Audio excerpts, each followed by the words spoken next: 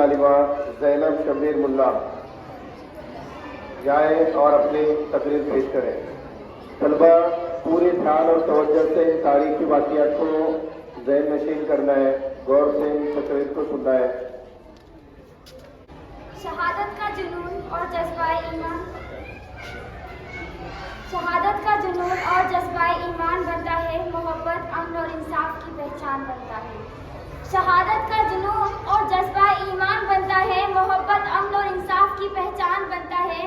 कलीजा शेर का, चीते की फुर्ती और जिस्म इंसान का, ये सब मिल जाए तो टीपू सुल्तान बनता है, ये सब मिल जाए तो टीपू सुल्तान बनता है। सदर-ए-एहतशाम, काबिल-ए-एहतराम टीचर्स, मेहमान खुसूसी और मेरे प्यारे दोस्तों, सलाम अलैकुम। तमाम हाज़रीन महफिल, आज मैं आप सबके सामने एक ऐसी शख्सियत के बारे में अर्ज़ करना चाहूँगी जो हिम्मत और जवान मर्दी में अपनी मिसाल आप था, गैरत और हामियत जिसका दूसरा नाम था, मुल्क से मोहब्बत और वतन की वफादारी जिसका शौर, और वतन के दुश्मनों से नफरत जिसकी पहचान थी। जी हाँ दोस्तों, उनसे मुराद वो हुक्मरान आलम, अवामी रहनुमा, सुल्तानत मैसूर के पास बा हज़रत टीपू सुल्तान शहीद रहमतुल्लाह अलैह की ज़ात है। सामईन महफिल, हिंदुस्तान के अजीम मुजाहिद आज़ादी टीपू सुल्तान का असल नाम फतेह अली खान था और वो 30 नवंबर 1750 ईस्वी को पैदा हुए। बादशाह बनने के बाद उन्होंने अपने आवाम के लिए कई कारनामे अंजाम दिए। हिंदुस्तान सिर्फ हिंदुस्तानियों का है का नारा सबसे पहले टीपू सुल्तान ने दिया। फौजी रॉकेट को बनाने वाले कौन थे? टीपू सुल्तान थे। टीपू सुल्तान ने एक नया सिक्कों का निज़ाम कायम किया। उन्होंने कैलेंडर को ईजाद किया। इतना ही नहीं, उन्होंने अपने आवाम के लिए मंदिर, मस्जिद, खानका, सड़कें, बंदरगाहें, ये सब तामीर किए। वो अपनी आवाम को मोहब्बत से साथ लेकर चलने वाले थे। वो एक अजीम सिपह सालार थे।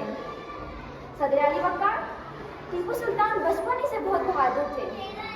वो 15 साल की उम्र में ही जंग लड़ना शुरू कर दिया था।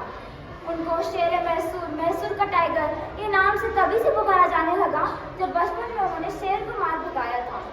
वाक़या कुछ इस तरह है कि बचपन में एक दफ़ा आप और आपका एक फरासी दोस्त जंगल में शिकार को जा रहे थे कि अचानक एक शेर सामने आ गया और उस वक्त टीपू सुल्तान के पास कोई हथियार मौजूद ना था और जो बंदूक थी वो भी काम करना बंद हो चुकी थी।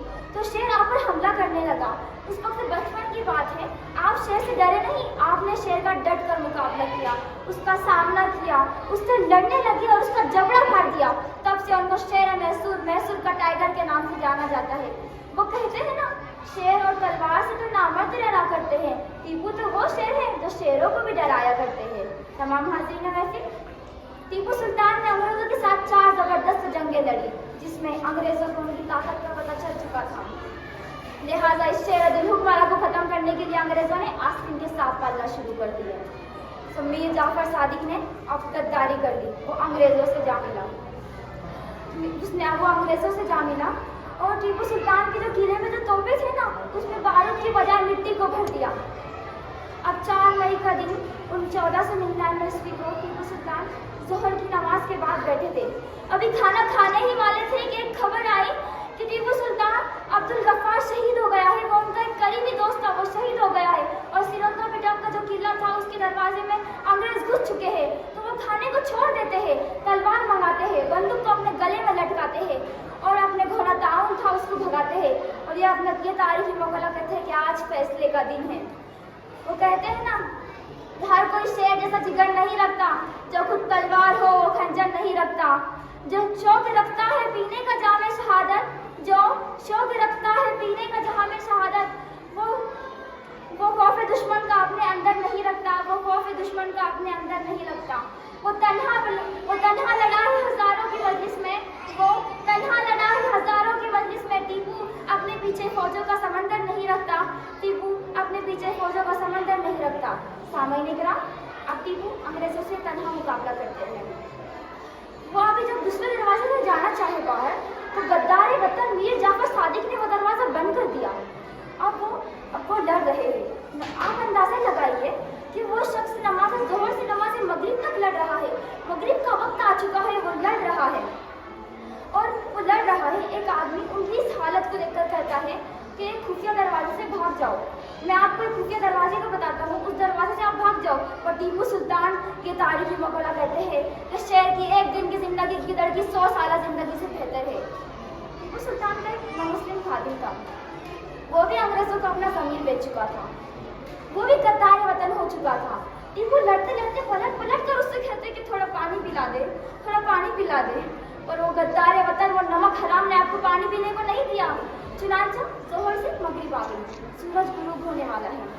टीपू के जिस्म को एक गोली लग जाती है, दूसरी गोली लग जाती है और तीसरी गोली लग जाती है और आप जमीन पर गिर जाते हैं। फिर एक अंग्रेज आपको शहीद समझकर आपके पास आता है और आपके जिस्म को हाथ लगाता है तो टीपू की गैरत जाग जाती है।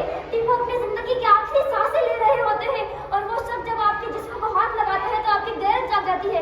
आप उससे कहते हैं कि तूने नर्स होकर तूने मुझको हाथ कैसे लगाया, तेरी इतनी हिम्मत कैसे हुई। ये कहकर अपनी जिंदगी की आखिरी सांसों में टीपू उसका सर कलम कर देते हैं। तभी लड़ाई के दौरान टीपू के कंपटी पर एक गोली लग जाती है और टीपू हमेशा के लिए इस दुनिया से रुखसत हो जाते हैं। इन्ना लिल्लाहि व इन्ना इलैहि राजिऊन। जो लड़ता था सिपाहियों की तरह, हिंदुस्तान में ऐसा बादशाह ना हुआ। जो लड़ता था सिपाहियों की तरह, हिंदुस्तान में ऐसा बादशाह ना हुआ।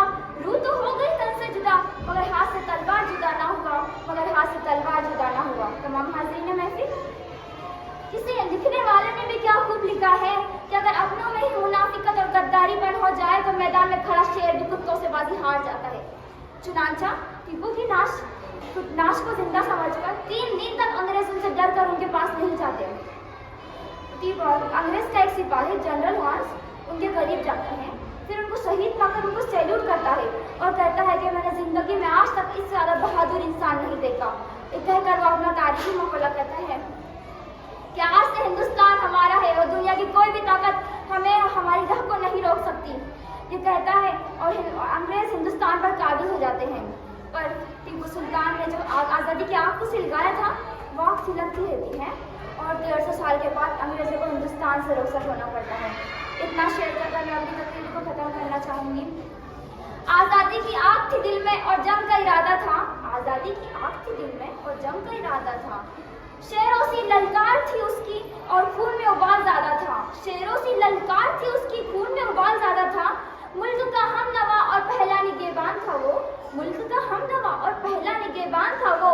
फौलादी सीना था जिसका, हाँ टीपू सुल्तान था वो, हाँ टीपू सुल्तान था वो। आखिर दावाना अल्हम्दुलिल्लाहि रब्बिल आलमीन।